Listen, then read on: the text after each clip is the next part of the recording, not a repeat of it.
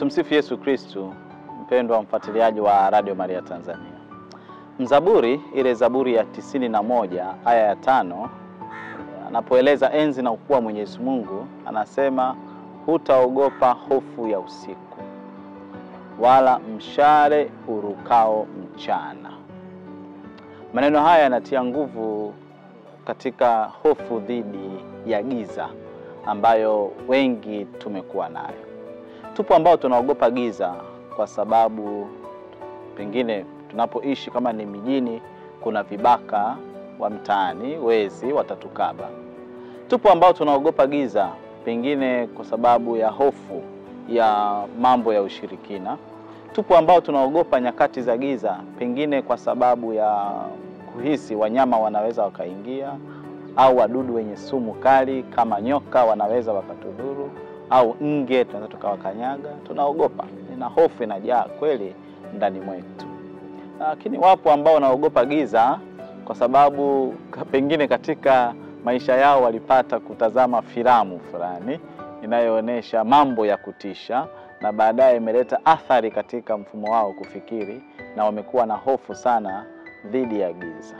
Lakini mzaburi huyu anaposema maneno haya, analenga katika giza hili, ila analenga katika nadharia ya nguvu ya kuwa pamoja na Mwenyezi Mungu.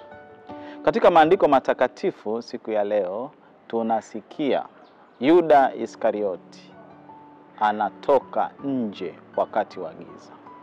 Kumbe wale ambao wanafanya maovu, wale ambao wanafanya ubaya, wale ambao wanafanya hila na fitina, hofu ya giza inafifishwa ndani mwao, na wanapanga mipango yao na kutekeleza katika giza la usiku ama katika giza kuu. Yuda anapotoka usiku anakwenda kutekeleza mpango wa kumsaliti Yesu. Mpendwa msikilizaji, Yuda huyu anasadifu wengi ambao wanapanga mipango ya kuangamiza, mipango ya kuharibu na mipango ya kuleta yasiyostahili nyakati na maelekeo hayo ya giza. Tunapotafakari juu ya mafumbo ya Kristo Bwana wetu katika mateso yake na safari ya ukombozi ndani ya juma hili kuu, tuombe neema ya Mwenyezi Mungu. Mimi na wewe tumuige Nikodemo, ambao tafsiri sisi jina lake ni ushindi wa watu wa Mungu, ni nguvu ya ushindi. Tusiwe na hofu ya giza tunapotoka kwenda kumtafuta Yesu. Nikodemo hakuogopa giza. Alitoka usiku, lakini alikwenda kukutana na Kristo. Alikwenda kufundishwa na Kristo. Alikwenda kufunuliwa, macho yake yakaangazwa na Kristo Yesu Bwana wetu. Kumbe sisi kamwe tusiwe wana wa hofu katika juma hili kuu.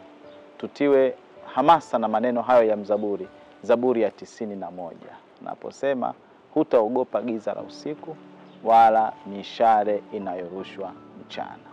Kwa pamoja tuseme Yesu na kutumainia.